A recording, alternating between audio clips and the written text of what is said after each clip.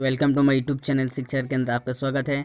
आप यदि मेरे चैनल में नए हैं तो चैनल को सब्सक्राइब कीजिए और बेल नोटिफिकेशन ऑन कर दीजिए, जिससे आने वाले जो वीडियो होगा सेट 2 होगा सोशल साइंस का तो आपको पहले मिलेंगे। तो ये जेक द्वारा जो प्रकाशित जो मॉडल सेट 1 है सोशल साइंस का, पूरा पूर्ण रूप से ये सोल्यूशन किया गया है। ठीक है, अब आप शुरू से एंड तक देखिए, इसकी मत कीजिए। ठीक है, तो आपको अच्छे से समझ में आएगा, उसको डिस्कस भी समझ में आएगा, आपको ये पूरा वीडियो भी आपको मिलेंगे। ठीक है, चलिए शुरू करते हैं। पहला क्वेश्चन है, इसमें से क्वेश्चन बांटा गया, इकाई में दिया गया इतिहास, भूगोल, नागरिक शास्त्र में बांटा गया है। ठीक है, पहला क्वेश्चन चले आते हैं इतिहास में। सबसे पहला क्वेश्चन है, ये सामाजिक उपबंध नामक पुस्तक के लेखक कौन थे? ठीक है, ये सामाजिक उपबंध के लेखक थे रूसो। कौन थे? रूसो। ठीक है, इसका सही आंसर लिखेंगे रूसो। नेक्स्ट क्वेश्चन है, जलियांवाला बाग की घटना कब हुई थी? तो जलियांवाला बाग की घटना जो हुई थी, कब हुई थी? ये 13 अप्रैल 1919 को हुई थी। ठीक है, ऑप्शन सी हो जाएगा सही। ठीक है, नेक्स्ट है, यूथ सेपे मैसलिनी का जन्म कब हुआ था? ये इसका हो जाएगा 1807 में हुई थी, ईस्वी में। ठीक है, नेक्स्ट क्वेश्चन है, साइमन कमीशन भारत कब पहुंचा? साइमन कमीशन भारत कब पहुंचा? 1928 ईस्वी में भारत पहुंचा। नेक्स्ट क्वेश्चन है, रिंडर पेस्ट क्या था? रिंडर पेस्ट क्या था? एक पशु रोग है। रिंडर पेस्ट क्या है? एक पशु रोग है। ठीक है, अब इसका सही आंसर होगा सी नंबर। ठीक है, उसके बाद है, प्रथम विश्व युद्ध कब हुआ था? प्रथम विश्व युद्ध हुआ था, कब हुआ था? यहाँ से लेकर के, ठीक है, बी नंबर, 1914 से लेकर के 1918 तक चली थी। ठीक है, प्रथम विश्व युद्ध। ठीक है, ऑप्शन बी सही हो जाएगा अच्छे का। नेक्स्ट क्वेश्चन है, कोष्ठ में से सही शब्द को चुनकर रिक्त स्थान को भरे। ठीक है, सबसे पहले स्पेनिंग जेनी मशीन का आविष्कार डैश ने किया था? ठीक है, किसने किया था? जेम्स हारग्रीव्स ने किया था। इसका आंसर लिखा गया है। ठीक है, नेक्स्ट क्वेश्चन है, गांधी इरविन समझौता कब हुआ? गांधी इरविन समझौता 5 मार्च 1931 को हुआ। ठीक है, अब इसको आंसर लिखिएगा। दोस्तों, मेरे वीडियो को अच्छा लगे तो लाइक, सब्सक्राइब और दोस्तों में शेयर करें, ज़्यादा से ज़्यादा शेयर कीजिएगा। ठीक है, सब्सक्राइब कर दीजिएगा। अति लघु उत्तरीय प्रश्न में आएंगे। पूछा है कि कल्पना दर्शन ये ना यूटोपिया क्या है? एक ऐसी समाज जिसकी कल्पना जो इतना आदर्श है कि उसका साकार होना लगभग असंभव होता है। ठीक है, ये क्वेश्चन लिखेंगे, इसका आंसर 2 नंबर का है। उसके बाद है, पैकेटिंग से क्या समझते हैं? पैकेटिंग जो होता है उससे क्या समझते हैं? प्रदर्शन या विरोध का एक ऐसा स्वरूप जिसमें लोग किसी दुकान, फैक्ट्री या दफ्तर के भीतर जाने का रास्ता रोक लेते हैं, इसको बोलता है पैकेटिंग। ठीक है, नेक्स्ट क्वेश्चन है, लघु उत्तरीय प्रश्न है। ठीक है, 17वीं सदी में यूरोप शहर के सौदागर गांव में किसानों और कारीगरों से काम करवाने लगे, व्याख्या करें। ठीक है, चलिए करते हैं व्याख्या। उत्तर है, 17वीं शताब्दी में यूरोपीय शहरों के सौदागर गांव के किसानों और कारीगरों से कारीगरों से काम करवाने लगे। उन्होंने ऐसा निम्न कारण से किया। पहला कारण है, उस समय विश्व व्यापार के विस्तार और उपनिवेशों की स्थापना के कारण चीज़ों की मांग बढ़ने लगी थी, इसीलिए उद्योगपति और व्यापारी अपना उत्पादन बढ़ाने चाहते थे, परंतु शहरों में रहकर ऐसा नहीं कर सकते थे, क्योंकि वहाँ मजदूर संघों और व्यापारिक गिल्डर्स की शक्तिशाली थे, उनके लिए अनेक समस्या पैदा कर सकते थे। दूसरा पॉइंट लिखेंगे, शासकों ने भी गिल्ड्स को खास चीज़ों के उत्पादन और व्यापार का एकाधिकार दे रखा था।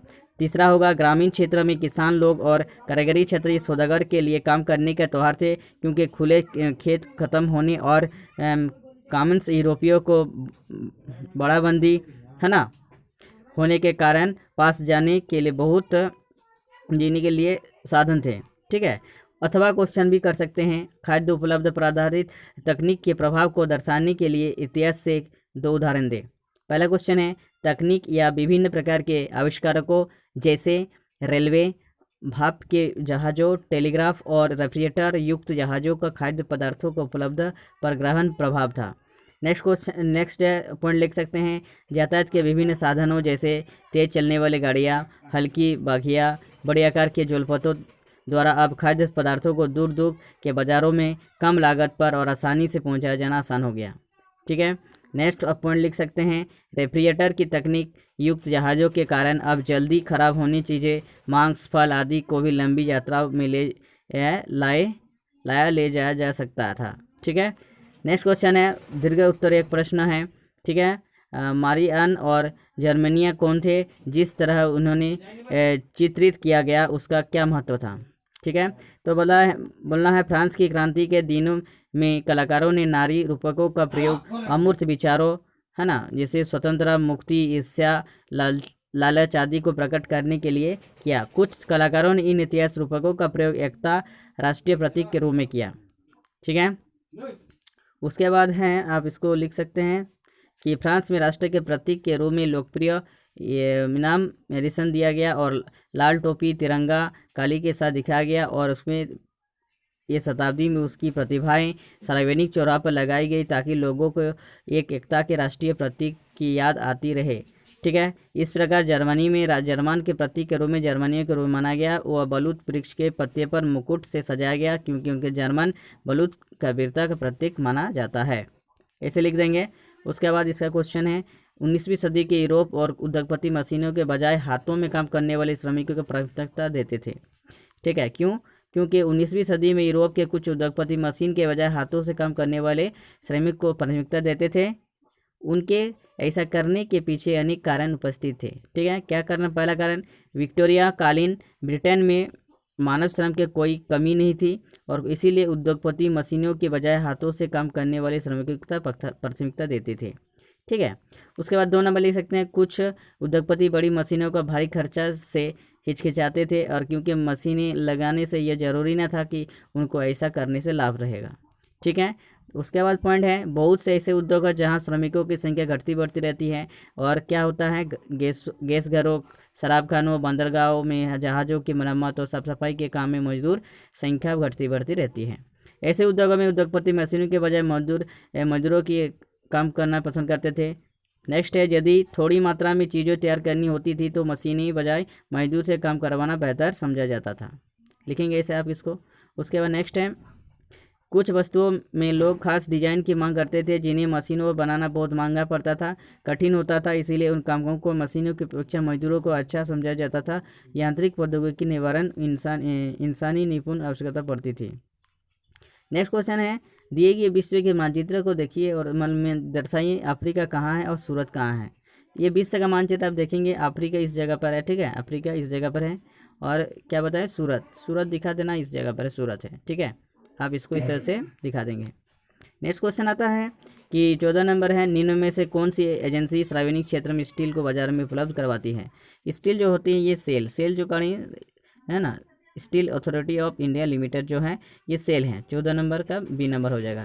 नेक्स्ट क्वेश्चन है, भारत में लंबा राष्ट्रीय मार्ग में से कौन सा है? सबसे लंबा है मतलब बी है, NH7 जो है सबसे लंबा है। ठीक है, नेक्स्ट क्वेश्चन है, इनमें से कौन लंबी रबी फसल है? रबी फसल जो है चना है। ठीक है, चना, ऑप्शन सी हो जाएगा, चना।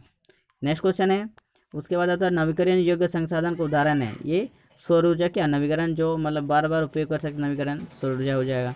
नेक्स्ट क्वेश्चन है, अति लघुत्तरीय, लाल मिट्टी की संरचना कैसी होती है? उत्तर है, लाल मिट्टी की संरचना ग्रेनाइट और नीस जैसी रवेदार चट्टानों से होती है। लोहे की यौगिक की अधिकता के कारण इसका रंग लाल होता है। ठीक है, नेक्स्ट क्वेश्चन है, जड़ोल मृदा के मुख्य विशेषता को लिखें।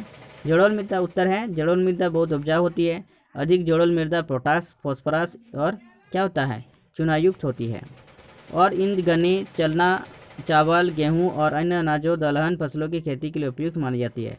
अधिक उपजाऊ के कारण जड़ोल मृदा वाले क्षेत्रों में गहन कृषि की जाती है और यहाँ जनसंख्या अधिक घनत्व है, सूखे क्षेत्रों में भी होती है।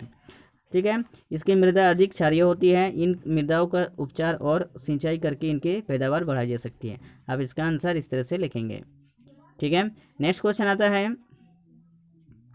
परंपरागत और गैर परंपरागत ऊर्जा के संसाधन में क्या अंतर है? इसके 4 मार्क्स है, अच्छे से वेरी वेरी इंपॉर्टेंट क्वेश्चन है, आप इसको अच्छे से कर लेंगे। ठीक है, परंपरागत ऊर्जा जो है, गैर परंपरागत ऊर्जा दोनों तरह से लिख देंगे और पहला लिखेंगे इस तरह से, यह प्राचीन काल से प्रयोग होने वाले ऊर्जा के साधन है जिसकी मात्रा सीमित है। लेकिन इसमें गैर परंपरागत, यह प्राचीन काल से प्रयोग होने वाले हैं। ठीक है, हो रहा है, किंतु इसका आज भी संदर्भ में महत्व बढ़ गया है।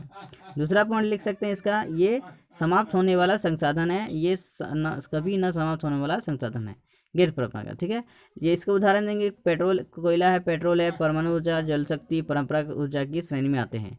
ये सौर ऊर्जा, भूतापीय ऊर्जा, ज्वारीय ऊर्जा, पवन ऊर्जा, कूड़े कचरे एवं गोबर मलमूत्र से तैयार श्रेणी में ये आते हैं। नेक्स्ट पॉइंट लिख देंगे, यह ऊर्जा का सुविधाजनक प्रचलित है। ये परंपरागत ऊर्जा के साधन आसानी से उपलब्ध है, लेकिन इसका प्रयोग व्यापक और बड़े पैमाने पर नहीं होता है। नेक्स्ट क्वेश्चन समझेंगे हम लोग कि वर्षा का जल संग्रह से क्या उद्देश्य है, वेरी वेरी इंपॉर्टेंट है, ये भी बताता है ना दोस्तों। मेरा वीडियो को अच्छा लगे तो लाइक सब्सक्राइब करिए, है ना। फर्स्ट है, जल संग्रह क्यों, उद्देश्य क्या है?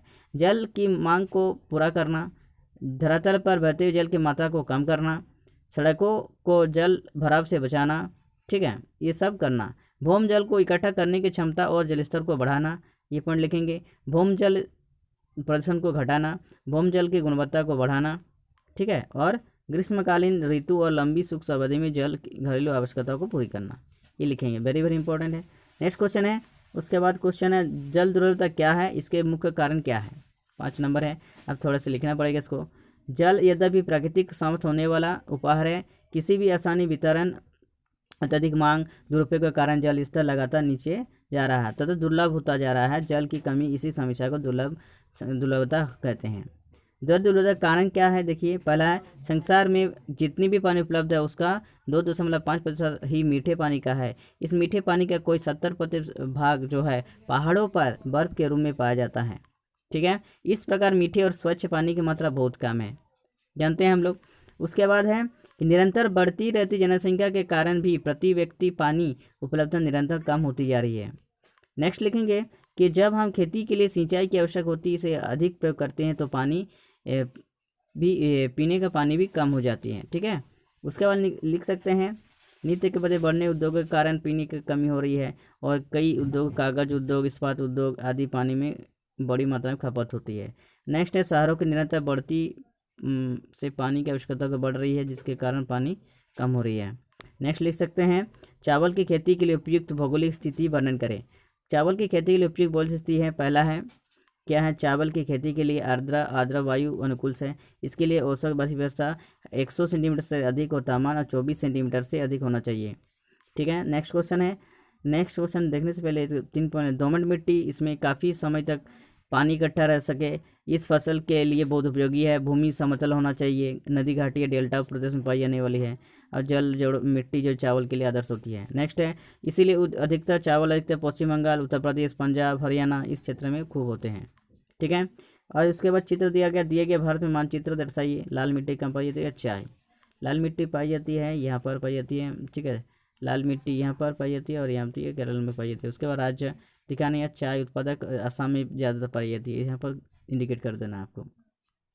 नेक्स्ट क्वेश्चन आता है, दिए गए भारत में मानचित्र ध्यानपूर्वक अध्ययन करें और पहला द्वारा दर्शाए जगहों को पहचान करें और कोयला क्षेत्र और समुद्री पत्तन कहाँ पर है।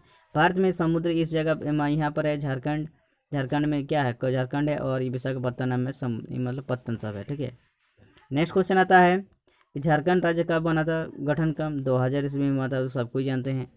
ठीक है, उसके बाद है 25 नंबर, 1970 और 1993 के मध्य बेल्जियम के संविधान में कितनी बार संशोधन किया गया, वो 4 बार संशोधन किया गया। ठीक है, ऑप्शन सी हो जाएगा। ठीक है, 4 बार।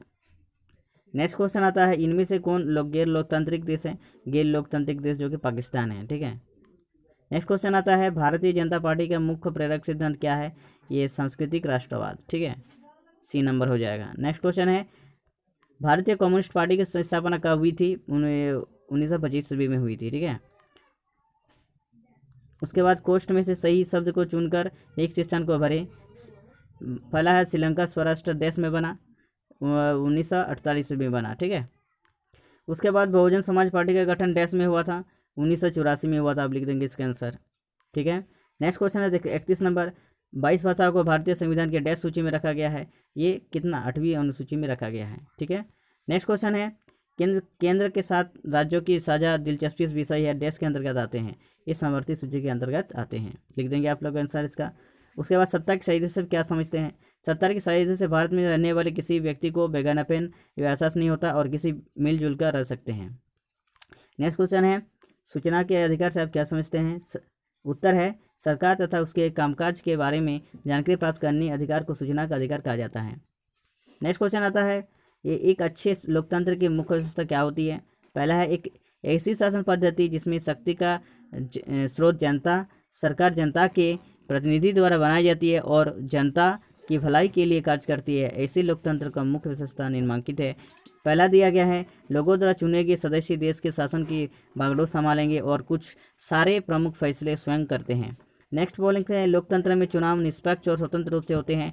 चुनाव द्वारा लीग जब चाहे मौजूद शासकों को बदल सकते हैं। ठीक है, ये पॉइंट लिखेंगे। उसके बाद ग नंबर पॉइंट लिख सकते हैं लोकतंत्र की तीसरी विशेषता यह कि इसमें लोगों को सार्वभौमिक वयस्क मताधिकार नियम के अनुसार समान रूप से वोट देने का अधिकार होते हैं। नेक्स्ट क्वेश्चन लिखेंगे, नेक्स्ट पॉइंट लिखेंगे चुनाव द्वारा चुनी गई सरकार संविधान द्वारा निश्चित बुनियादी कानूनों नागरिक अधिकारियों की सीमा में रहते हैं काम करती है। ठीक है, नेक्स्ट क्वेश्चन जो है ये अथवा में लिख सकते हैं भारत के संघीय व्यवस्था में बेल्जियम की मिलती जुलती एक विशेषता और उसमें से अलग एक विशेषता को बताइए। ठीक है, क्या विशेषताएं देखिए, भारत की संघीय व्यवस्था में बेल्जियम से मिलती जुलती विशेष दोनों भारत और बेल्जियम की संघीय शासन व्यवस्था में गठन तरीका एक सा है, अर्थात यहाँ सबको एक साथ लेकर चलते हैं, संगठनात्मक सरकार कहलाते हैं। जहाँ राज्यों की तुलना में केंद्रीय सरकार अधिक शक्तिशाली होती है। भारत की संघीय सरकार में बेल्जियम के अलावा एक विशेष भारत में तीसरे स्तर पर बेल्जियम का कोई समुदाय सरकार होती है और अलग अलग जातीय सांस्कृतिक शैक्षणिक भाषाएं हित रक्षा करती है। ठीक है, नेक्स्ट क्वेश्चन आता है 35 नंबर पर लोकतांत्रिक राजनीतिक दलों में कार्यों की चर्चा करें। उत्तर है राजनीतिक दल के प्रमुख कार्य चुनाव लड़ना, राजनीतिक दल के उम्मीदवार का चयन दल के नेता द्वारा अथवा सदस्यों तथा समर्थकों द्वारा होता है।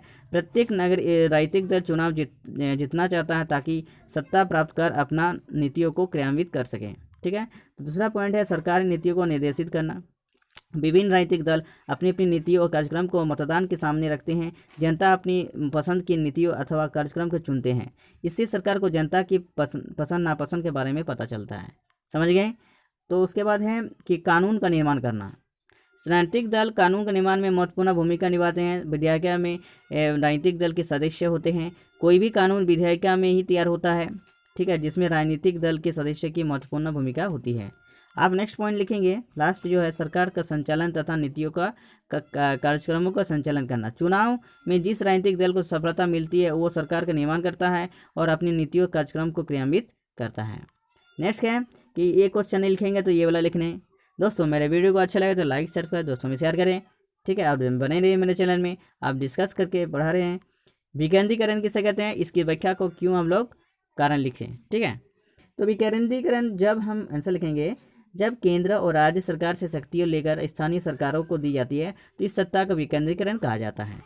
ठीक है, और विकेंद्रीकरण की क्या आवश्यकता होती है, इसके लिए अनेक कारण हैं, पर ये कारण लिखेंगे आप लोग। ठीक है, पहला कारण लिख सकते हैं भारत में बहुत राज्यों से जैसे उत्तर प्रदेश, राजस्थान, मध्य प्रदेश आदि आकार में इतनी बड़े हैं कि राज्य की सरकार अपनी विभेद इकाइयों को पूरा नहीं कर सकती, इसीलिए उनका प्रतिबंध पूरी तरह से ठीक किया जा सकता है। विकेंद्रीकरण यह मामला हल हो जाता है। नेक्स्ट पॉइंट लिख सकते हैं कुछ सरकार में अनेक भाषाई लोग होते हैं, अनेक जनजातीय लोग होते हैं, अनेक धर्मों के लोग होते हैं, जबकि आकांक्षाओं को पूरा करना सरकार के बस में की बात नहीं है। शक्ति के विकेंद्रीकरण से विभिन्न हल को करना आसान हो जाता है। ठीक है, उसके बाद करेंगे विकेंद्रीकरण के परिणाम स्वरूप बनी संस्थाएं विकास बड़ी सहायक सिद्ध हो सकती है, क्योंकि इसके स्थान विशेष स्थान के लोग अपने क्षेत्र की आवश्यकताओं तथा समस्याओं को भली प्रकार समझ सकते हैं, उन समस्याओं को समाधान भी खोज सकते हैं। स्थानीय लोगों द्वारा जब सहयोग मिलता है तो विभिन्न स्थानीय कार्य आसानी से संपन्न हो जाते हैं। स्थानीय लोगों का यह सहयोग मतलब स्थानीय संस्था के द्वारा प्राप्त हो सकते हैं। ठीक है, उसके विकेंद्रीकरण का लाभ है, क्या लाभ है, स्थानीय समस्या का प्रभावी ढंग से समाधान। दूसरा लाभ है लोकतांत्रिक आदर्शों की पूर्ति। तीसरा लाभ है संवैधानिक आवश्यकताओं की पूर्ति। चौथा लाभ है स्थानीय स्तर पर शासन की जनता की भागीदारी। ठीक है, नेक्स्ट आता है अर्थशास्त्र में चलते हैं। 37 नंबर विश्व व्यापार संगठन की स्थापना कब हुई थी, ये 1995 की हुई थी। डी नंबर ऑप्शन सही हो जाएगा। ठीक है, उसके बाद है राष्ट्रीय रोजगार गारंटी अधिनियम कितने जिलों में लागू है किया गया है। ठीक है, कितने जिलों में, 200 जिलों में। ठीक है, 200 जिला में अभी चल रहा है।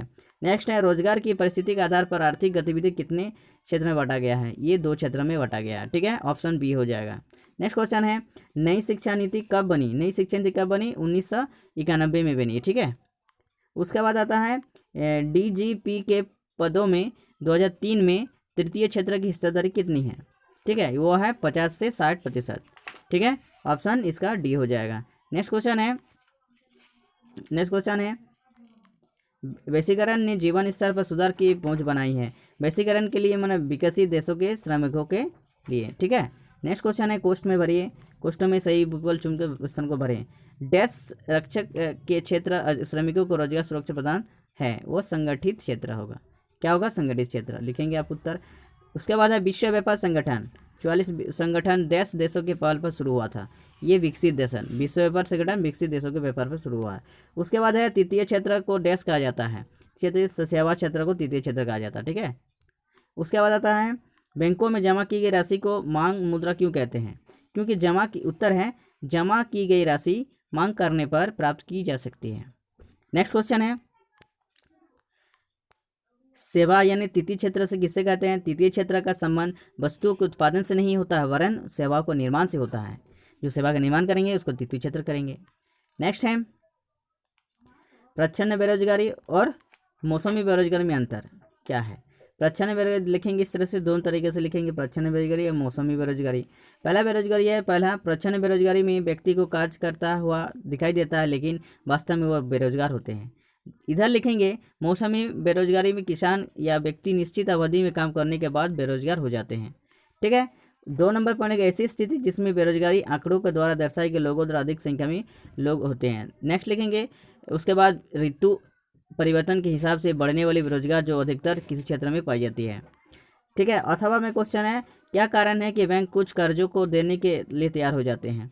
देखते हैं, कोई बैंक कुछ कर्जों को देने से तैयार नहीं होते हैं, इसका मुख्य कारण नहीं है। क्यों होते हैं? कुछ कर्जदार बैंकों को अपनी आय का प्रमाण पत्र देने असमर्थ होते हैं। नेक्स्ट है कुछ लोगों अपनी नौकरी के विषय में बैंकों को ब्यौरा उपलब्ध नहीं करा सकते हैं।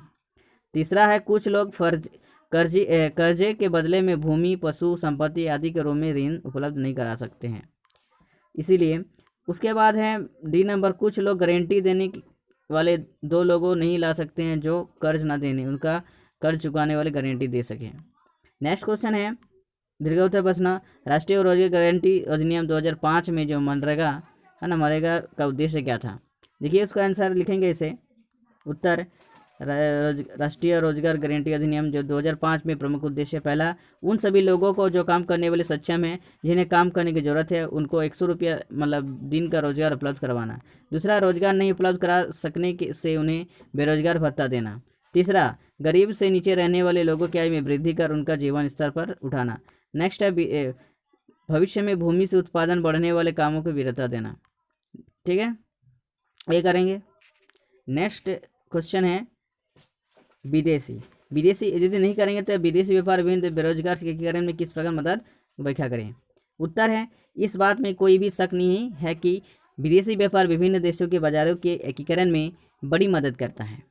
यह निम्नलिखित के ढंग से होता है। पहला लिखेंगे विदेशी व्यापार के कारण एक देश का उत्पादक वर्ग अपना माल दूर दूर देशों में बिक्री के लिए भेज सकता है। ठीक है, दूसरा लिखें यदि उनका माल अच्छा और सस्ता हो तो विश्व व्यापार में उनके माल की मांग कई गुना बढ़ जाती है और उसके नाम में 4 चांद लग जाते हैं। तीसरा है विदेशी व्यापार में परिणाम स्वरूप ब्लैक मार्केट या काला बाजार का डर नहीं रहता क्योंकि विश्व व्यापार में खुली चीज़ें आम मिलने लगती हैं। नेक्स्ट पॉइंट है ग्राहकों के विदेशी व्यापार के कारण अधिक लाभ होता है और उन्हें विभिन्न प्रकार की चीज़ें अपने देश में ही उपलब्ध होने लगती है तो उन्हें माल अच्छा और सस्ता मिलने लगती है। ठीक है दोस्तों, मेरा वीडियो को अच्छा लगा तो लाइक सब्सक्राइब दोस्तों में शेयर करें, ज़्यादा से ज़्यादा शेयर करें। ठीक है, क्योंकि ये मॉडल सेट है, ये बोर्ड एग्जाम में जैक का अभी आने ही वाला है। ठीक है, ये बहुत इंपॉर्टेंट क्वेश्चन रहेंगे। ठीक है, और मेरे वीडियो को लाइक सब्सक्राइब नहीं किया तो कर दीजिएगा। ठीक है, और मेरे चैनल को कीजिए बेल नोटिफिकेशन ऑन कर दीजिएगा जिससे कि और जो हम नेक्स्ट डालने वाले हैं मॉडल सेट 2 जिसके सोशल साइंस का। ठीक है, और बहुत सारे ऐसे सब्जेक्ट हैं हम डालने वाले हैं।